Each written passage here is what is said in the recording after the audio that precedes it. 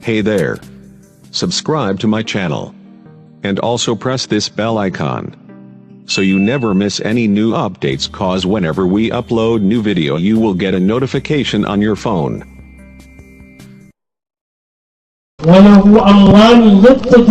sannan Shehu Tijjani yana da dukiya ana mai kasuwanci da ita, an sani ko zuwan shi jami'atul Qarawiyyin da raƙuma 70 yaje lokacin yana wannan tafiye-tafiyen, yana kaman yana naƙuda a lokacin, yana cikin naƙuda, ka san mace tana naƙuda ba zama, ya kai ya kawo ya zo jami'atul Qarawiyyin ya shigo da raƙuma 70 masallaci, yana shiga ya ajiye su, ya shiga yayi nafila, ya fara jan carbi, mai gadi ya lego ya ce haba malam ya za ka shigo da raƙuma cikin masallaci, za su yi kashi su bata masallaci. Maulana ya fara jan carbi kuma sai ya masa ishara ya kada kai ya ce ba za su yi ba, sai mai gadi ya ji haushi, shi ya saba ko me ake ayi magana, shi kuma wannan yaki magana ya ce haba malam ga ka kaman malami amma baka san darajar ɗakin Allah ba, bai san shi ne ɗakin Allah ba. ma wasani ardi wala sama'i wasani qalbu abdi, Allah ya ce sama na ba ta ɗauka na, ƙasa ta ma ba ta ɗauka ta, amma zuciyar bawa na mumini tana ɗauka na. In Shehu Tijjani bai zan mumini ba ina muminan suke? To shi ne sai Shehu Tijjani ya yanke wuri ya ce masa bawan Allah idan raƙumi ɗaya ya kashi ka kwashe duka 70 ɗin na baka. Sai ce alhamdulillah, ya ce madalla, ya ce ni fa yanzu fa ba mai gadin masallaci ba ne, kuma mai gadin raƙuma ne ni. ai ya zo ya zauna ya zubara wa raƙuma ido yana Allah ya sa ɗaya ya kashi, shiru kake je ba ijaba, har dare yayi, gari ya waye, washe gari a aka yi sati Maulana bai fito daga masallaci ba, bai taba ruwa ba, bai bayan gida ba, bai ci abinci ba, bai bacci ba, bai fira ba, sai dai ni ke ce Allahu akbar ya zauna ce la ilaha illallah yawa annabi salati, kuma bai bacci ba, ga raƙuma kuma ba su yi fitsari ba, ba su yi kashi ba.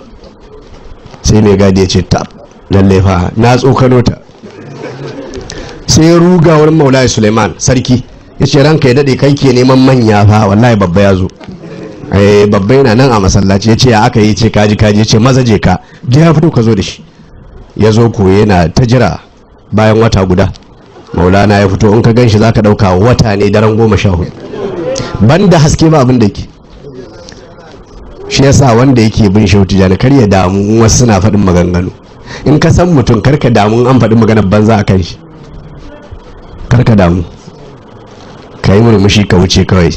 In ka ga irin masu wannan hayaniyan, masu surutai ko masu zage-zage, in kana da wani abu a aljihu ka zaro ka ba su kawai, ka wuce su kawai, kar ka damu da su, ba su san wanda ake maganan ba ne. Shi kenan sai mai gadi ya zo ya ce barka da fitowa, ce barka da an fito lafiya, ce alhamdulillah. Dama mai martaba ne ce in kun fito yana son ganin ku, ya ce ni ba bakonsa ba ne, ni bakon Allah ne. Shi yasa da na zo ban je gidan kowa ba, na zo ɗakin Allah, har ka ne muka kore ne, ce ai ban san ka bane lokaci, amma yanzu kan ai mun san ku.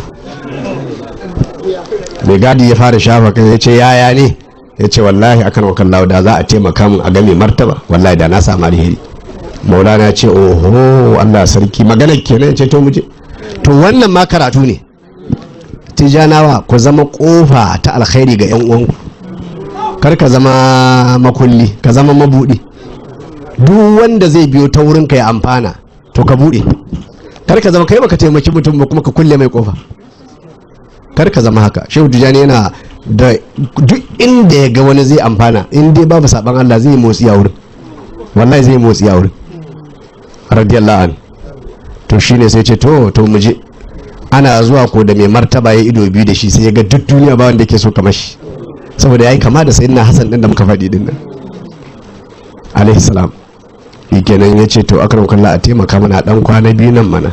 Ya ce babu laifi, dan Shehu Tijjani bai jayayya da manya kwata kwata, in dai ba abin ya saba Allah. In ko abin saba Allah za ka yi mamaki, wallahi ba wani babba, wallahi idan babba ya saba wa Allah ya zo ya nemi ya sa Shehu Tijjani, yanda zai sauko da shi za ka yi mamaki, fusgo shi zai ba maganan lallabawa.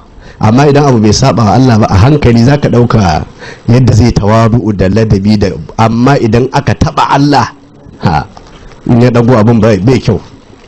Shi kenan ya ce babu laifi. Kenan Maulana ya sati sarki bai koshi ba, shakar makalla a taimaka mana ko da wata guda. to wata gudan nan fa da aka ce za a yi a nan hankalin malamai ya tashi rai ya ɓaci. Ka san malamai ba sa son kishiya saboda ɗan harkokin nan da ke shigowa aljihu. Kenan sai suka fara ganin kamar maulana ma ya zo ya amshi wannan abin da suke amsan. Kenan suka yi ta kai suka. Na taɓa jin shi Hassan Dimar radiyallahu anhu wani kasar ɗin sai ke cewa wasiƙu da aka dinga aikowa sarki na zagin maulana in aka tara za a iya yin littattafai mujalladai masu zagi iri a ce kaza ne, a ce kaza ne shi, a ce kaza ne shi. Sai sarki ya damu, shi dai yana son maulana, ga malaman gari ba sa son shi, shi kuma ba zai iya yi fada da malaman gari ba akan bako, kuma bakon mutum daya.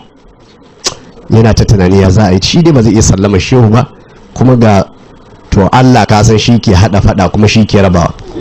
Duk inda ka ga rigima ta kaure Allah ne ya hada ta, in kuma za a raba ta za ka ga yadda zai yi. Ha, shi kenan kawai sai Allah ya turo wani mutum ya zo masallaci.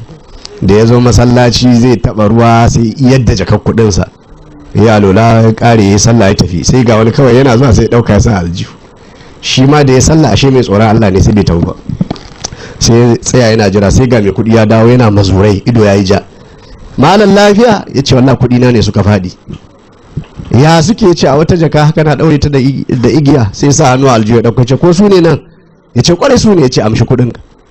Ce kai amma malam kai dan aljanna ne wallahi, in ko baka shiga aljanna ba to matata ta saku saki 3. Malamai na gefe suka ce shi kenan ta saku, ai sai ka sallame ta kawai. Sai ya ji dama kudin ya ɓace matar ta zauna, dan ya fi son mata akan kudin, gashi ya ɓaro ta. Aka yi ta rikici, abu ya kai har wurin sarki. Sai wani ya zo ya same shi, ce kaga in ka fita malaman nan za su yanke ma aure ba shiri, je ka wurin malamin nan da ya wata a masallaci bai ci abinci. In ya ce ta saku kar ka ƙara jayayya, ka sake ta kawai. In ya ce ba ta saku ba za ka ga abin mamaki. Wallahi ba malaman nan masu raunna ba, har wanda suka mutu an tashe su ba da za su yi da shi. Ya zo iska maulana, shi kuma maulana baya fira, al'ada Shehu Tijjani baya fira, da'iman yana cikin Allah. Yana zuwa ya same shi kawai yana cikin wannan, yana zuwa